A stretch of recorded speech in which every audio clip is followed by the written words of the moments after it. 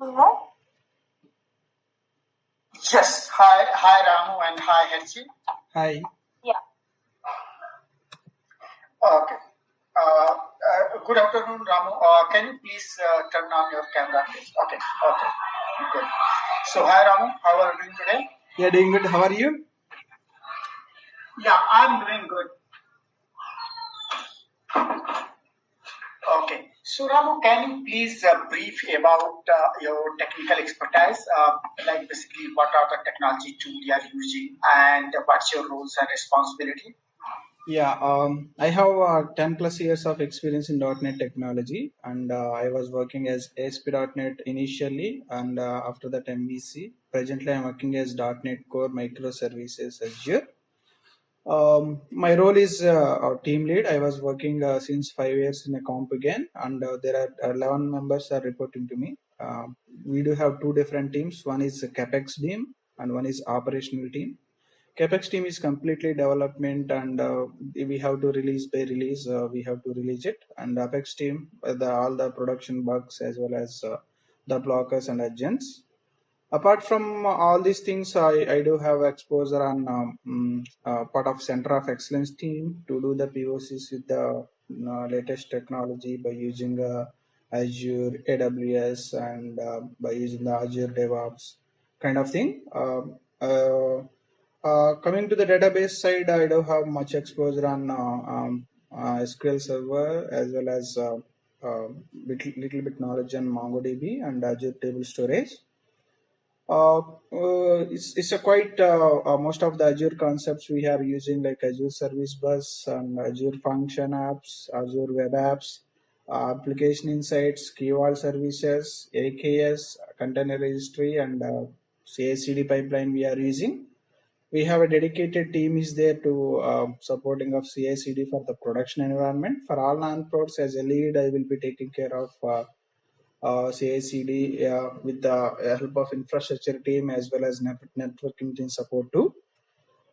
This is what the technical skills. I have completed my MCA from Acharya Nagarjuna University, and I'm the class topper, and I got a lot of achievements in my professional career too. I got a 2 times best employee of the year, and a lot of times and best employee of the month, and a lot of client appreciation which we have done on odd hours support as well as over weekends to resolve the particular blocker issues in a production. This is what highly myself can I say Bahadur or Yes. Fine, not an issue. Yeah, Bahadur, you can say me Bahadur. Thank you so much, Ramu, for giving your brief introduction. So, before I move on the technical evaluation part, I would just like to know that, like, how much you are hands-on, what effort or what time or how much percentage you are putting on the coding side. I can say 70% of development, 35, 65 to 35, like 65% development, 35% to support. But at the end of the day, I have also doing my own tasks to deliver it. If any of the team members was stuck in some of the technical functionality wise, technical wise, I have to extend my hours and I need to support them. Yeah, it's a quite I can say like a 65%, 35%. Okay, so it's a 65-35. Okay. Yeah. And the role which we are looking for currently is more towards a technical. You might have a reporting, that's fine, that's okay. But we are looking on the more technical side. So my discussion with you would be completely on technical side, problem. not from the management side. Okay. No problem. I just want to make sure that when we discuss, we both sync together, we understand. Because as a recruiter, we focus only the area what we are looking for, right? Exactly. So that's the reason I would look on those areas. Okay. Sure. Okay.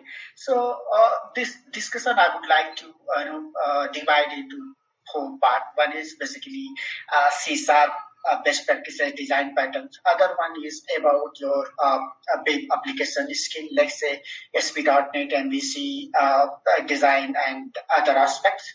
And then we will go through the cloud, like you have experience on Azure as well as AWS. So I'm not aware about the AWS, so I will majorly focus on the Azure. Okay, so Azure is something which I would like to focus on more, like AKS and application gateway and DevOps if you have and then different kind of services which provide Azure and how you have implemented it, like you have used keyboard. So I would like to cover those. And the final part is that I would like to go through that your database skill set. So that's what it is. So we will try to consider this time to discuss all these four topics, and one by one we'll go through that. Okay. Okay. Okay.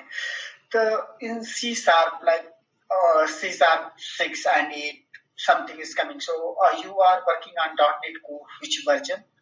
3.1. 3.1. Okay. Okay. So now in market 5.1 or 6.0 is Correct. coming up. Now Oh, it that's is. fine. Yeah. Yeah, that's fine. Okay. So let's consider we normally we are using Core. .NET Core is more popular nowadays. People are using it. So as a architect or as a team lead, as a developer, what do you feel that what is the additional advantage or what is the disadvantage of using .NET Core platform for developing new applications? Yeah, it's a very good question. If you use the .NET Core, most of the time we can consider it as a platform dependent. If you're using that MEC application, it's a platform dependent, and we can develop an application. We can host an application in a Windows versions of OSs. In .NET Core, we can host our application in Windows and Linux. Compared to the security point of view, compared to the other point of view, Linux will give a more security and more throughput compared to the Windows. Apart from that, it's a .NET Core will have that modularized based application. We can easily deploy our application by using the .NET Core with the Azure combination, with using the different version, by using the CLI, by using the Azure DevOps, by using deployment can be happen easily. Here, if you develop an application, .NET Core is a lightweight. It will not load of all the libraries, even though it is not using like that. It will use the meta packages, and it will load whatever the packages are needed for an application execution. Instead of the MVC, we don't want to bother about of all the request pipeline. It has to be taken care by that all the modules and handlers has been defined by the AS server. But here we are using that Kestrel is an server. It is a lightweight compared to the AS because of every request and response handling by the developer or the programmer or the architect. We have to be taken care of all the request, and it is a compared to it is a very lightweight, and we can say that if it will lightweight, it will give a more performance compared to the AS. Okay, good. So I will go before we move the advanced concept of C sharp. I would like to have one, basic coding skill test, and then we'll move on to the next level. Okay.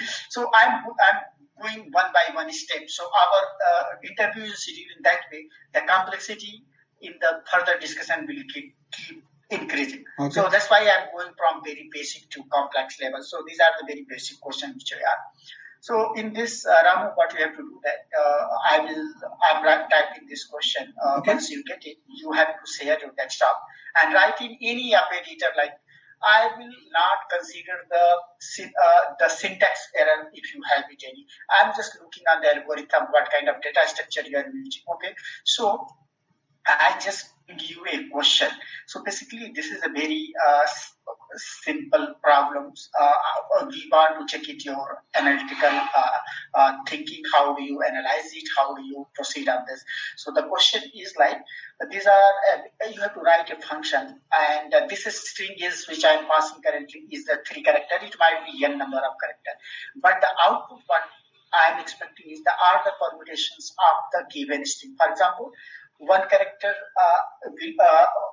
same character will be located on each place of this string, like first position, second position, nth position. So all the combination of string will be generated by that function, and it will return. So you can go ahead and share your screen, or if you want to write in Visual Studio, I'm open it, or if you want to write in Notepad, I'm also open it. I just want to see the algorithm steps. How do you write it?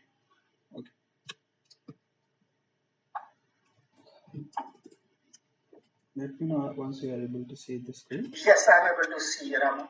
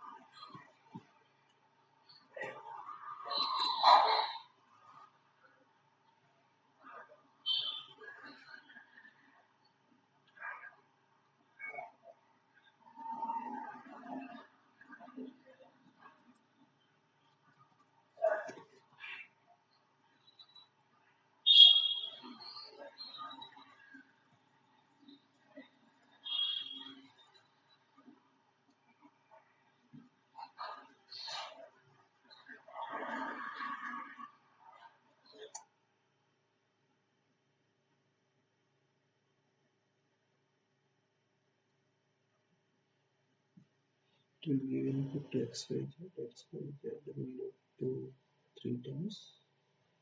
Okay, 3 times. First term XYZ.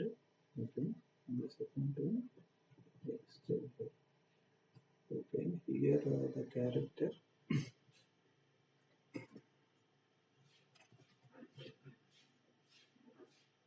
Start from 0.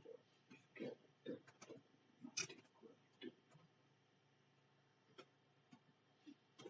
to permutation. Then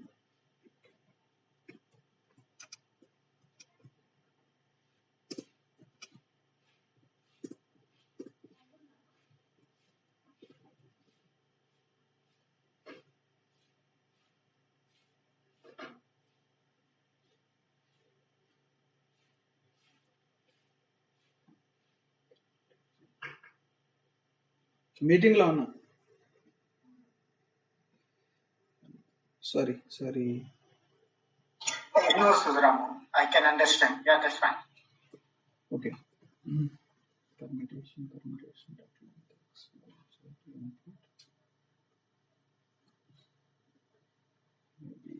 Okay, so Ramu, do you think that any kind of right data structure selection will improve your solution? What you are doing it might give you a result like at certain level, but there are a couple of things. One is the right data structure for a particular given algorithm. First, second one is is there any programming mechanism? Let's say consider in this scenario, is there anything which can recursively use it or recursion can be used? Second one is what is the appropriate data structure you can define for this so that your algorithm work in very smooth way instead of having the complex logic for looping and character and other stuff. So do you think that any appropriate data structure other than this loop, other than this string and moving one by one character in this way? Yeah, we have there, but yeah, if you use that hash set, it will use that the unique values. But if we want to stuff it right, we can have that some predefined functions. We can able to use it and we can able to perform it. But I did not get a chance to work like this. Yeah, okay. Not issue. We'll not spend more time. That's fine. Let's move on the next one. So in design patterns, let's say consider I'm talking about Gang of 4 design pattern. So what are the patterns you are aware about? I'm not going through the in the theoretical part. I would like to hear. My question is completely related to your implementation approach. What is your implementation? Where do you have implement? What kind of scenario is implemented? So, what are the patterns you are through the implementation with? Okay. Yeah, I have implemented a singleton design pattern to get the connection strings. For each, it has to be created instance only one.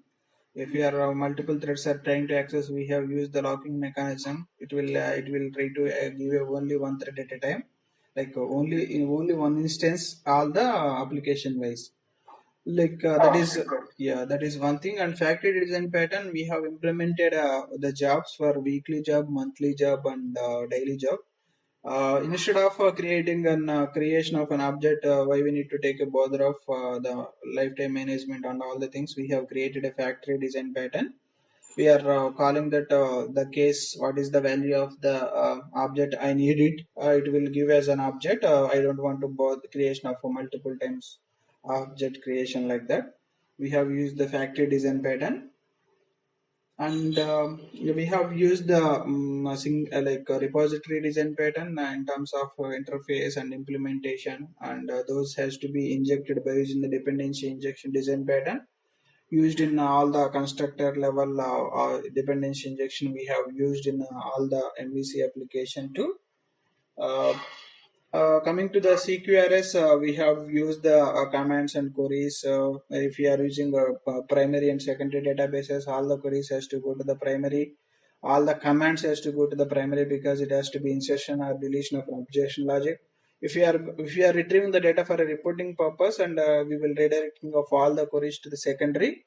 This primary and secondary was configured as a node to avoid performance issues if multiple users are trying to access the data or trying to save the data at the same time.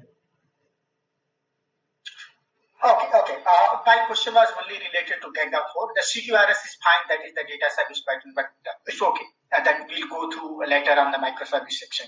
So when we say factory, just sorry, I'm bothering you multiple No times to problem. just say, No okay, okay, problem. okay, okay. So can you skeleton up the factory pattern? You are talking about abstract factory or factory pattern? Factory What pattern. exactly? We have Okay, so can you please write a skeleton of factory pattern on the notepad, same notepad? Sure. You can take any sample, that's fine. Yeah.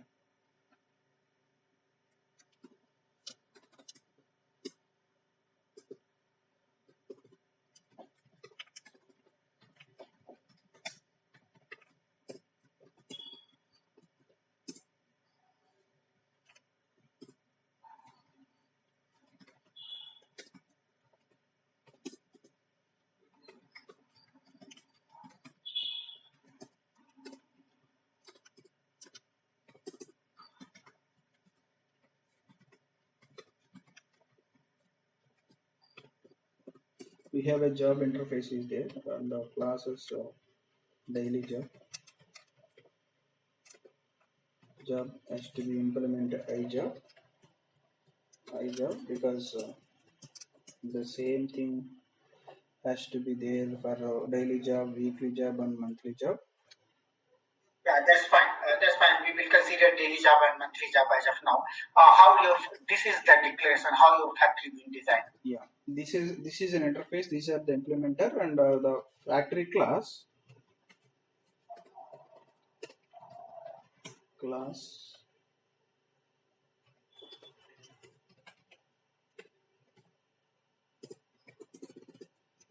This is the one of method public static.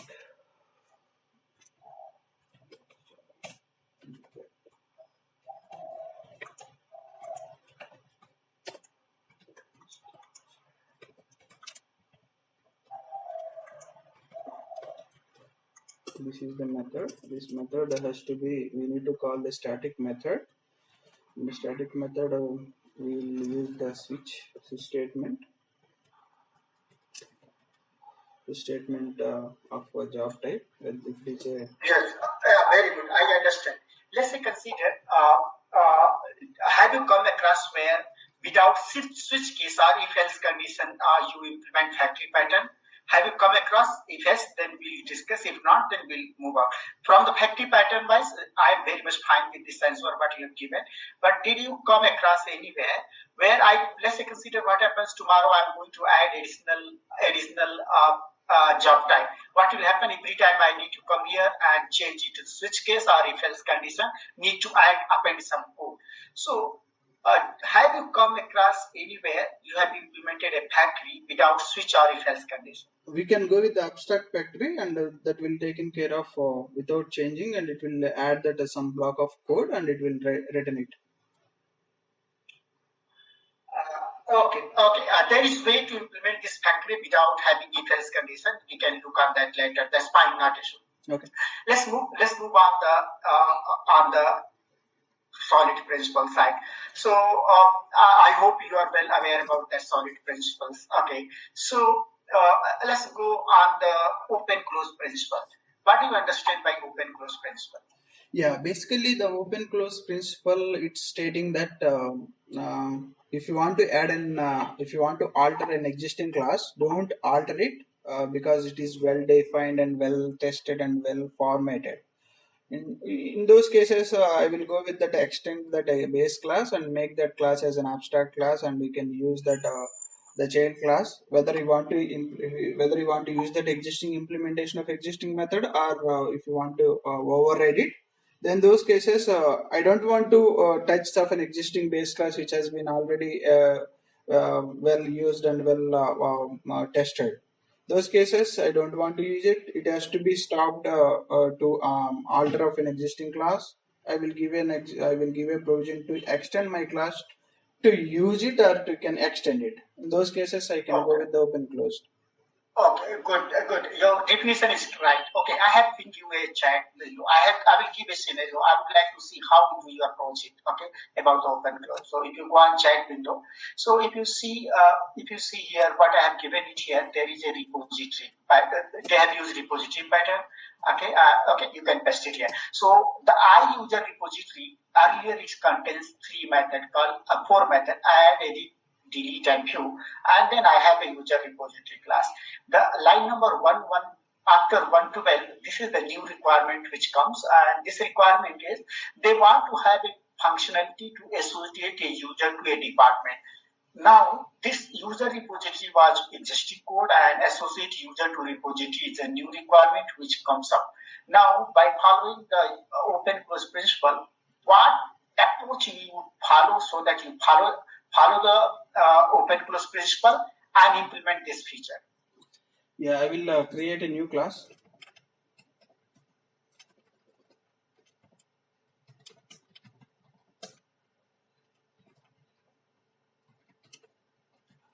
extension, which has to be extended to the base class.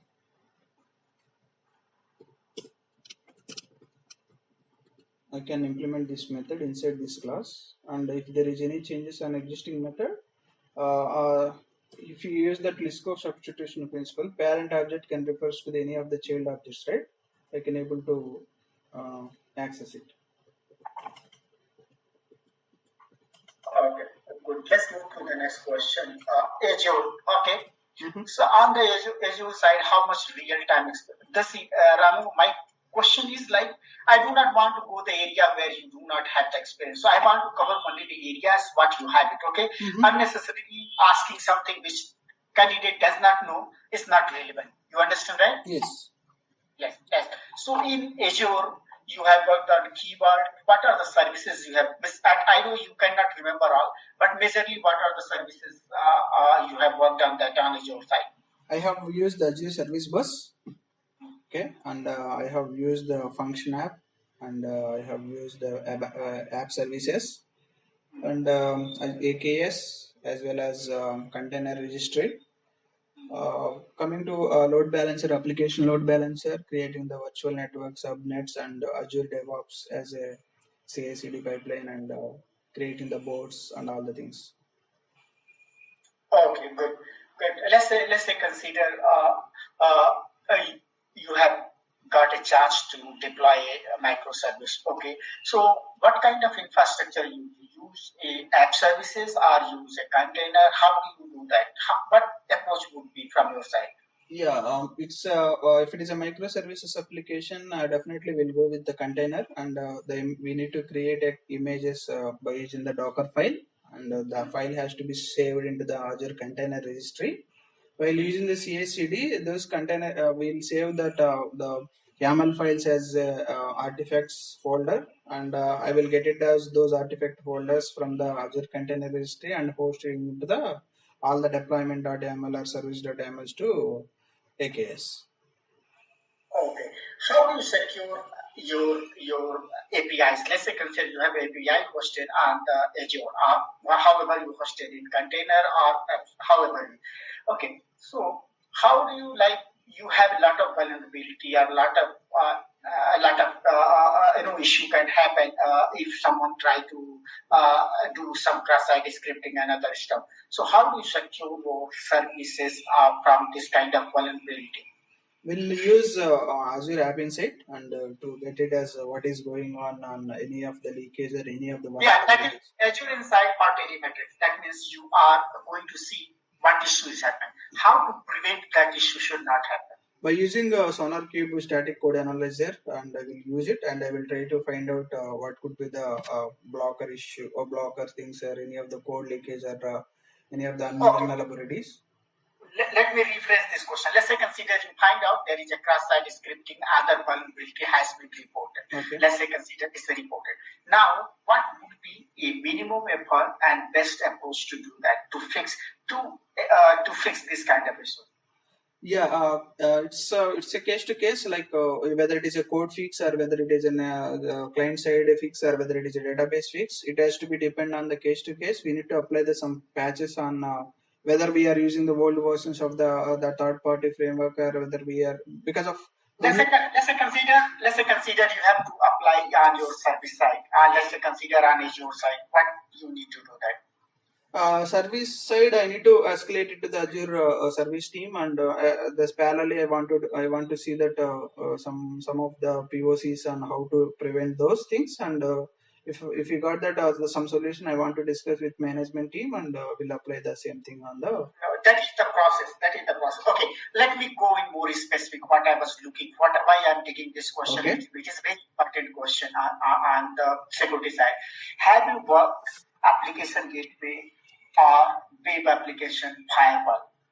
But as part of experience wise, I don't have. But application gateway is basically used to network traffic routing. I can say as part of my theoretical knowledge, but implementation side, I did not get a chance to work on application gateway. These are very important. Okay, for security on the Azure application gateway or WAF. Those are this firewall is very important. I hope you go through that after this. Okay, that's fine and not issue. Okay, Azure keyword. You have mentioned that you have used on Azure keyword. So what is basically Azure keyword, and why in which Azure you go for Azure keyword services? Yeah, I want to store that secret information, whether it is DB connection strings or Azure keyword connections. Like it's a Azure connection strings. Like we have the different keys, right? Like if you use the service bus secured access keys, we need to generate the connection strings as well as keys. If you want to expose that connection string to the outside world, or if someone is able to see that one, they will be able to access that whatever the services we have. Okay, in those cases, I want to store those secrets in Azure Key Vault, and we will set it up as some expiration date or some retention period of retention time for that those keys. If something is happening on those keys, we can able to change it, or the whatever the application is to be reading from those as a key, and the value has to be dynamic whenever we want to change, and we can able to change it automatically. Okay, have you come across any time OAuth OpenID Connect implementation in your area? One of your Yes, yeah. OAuth with OpenID 2.0, yes. Okay, so how do you implement in the Azure? Let's say consider you have Azure. How and you have your service. And as a architect, I told you implement one to in this. So what will be your infrastructure request? What do you feel that what and all is required? What will be approach? Yeah, we need to use Azure Identity Service, Azure Active Directory, and Identity Management. Both the things has to be taken care as a consideration. We need to register our application, and we need to get the tenant ID and the login URL, and whatever that the default URL, login URL, and it is a redirect URL kind of thing. We need to register it, and we need to use that URL from the application, or for Postman or whatever it may be. We need to get it as by using authentication flow, and by using the authentication flow, it will go to the user ID and password, and like you can client ID, client secret, and what is the resources saying. If he is having an access kind of thing, I will request it. It will give in terms of the token and refresh token, and we will use that. We will save that information into a database, and we will try to refresh the token, or we can use the same token if it is not expired. Okay. Okay, good. So Ramu, just a few suggestions from my side is before I wind up this call. Refresh your security, Azure cloud, and skill set. Okay, also on little bit on design patterns, basically on that side. Okay, that is one suggestion from my side. Just refresh it. I know you know the preparation might not get much more time for you, so prepare well. Okay, if you have got selected for next round. Okay, that's what my suggestion. Yeah. It's very useful. A session has to be get it. Otherwise, we can't correct it ourselves, right? Yeah, it's very good feedback. Yeah. Correct. I know things are very much you are aware about that. The thing is, what I am missing is that the preparation part. And I do understand you will be able to do that. You might not get a time yet. Okay. So before I wind up this call, do you have any question for me, Ramu? I want to know what is the exactly the project tech skills they are looking for. Okay. So, the project technology wise, I think you have what we require. We are looking for someone who has C# skill with good to have a cloud Azure cloud exposure with microservices and React or Angular.js, something like that. Okay, so this is very high level requirement what we have it as of now. Okay. Okay. Yeah. Okay. Thanks. Any other question from your side? No. I got your point. Yeah. Okay. Thank you. Thank you so much. Have a good rest of the day. Thank you. Thank you so much. Bye bye.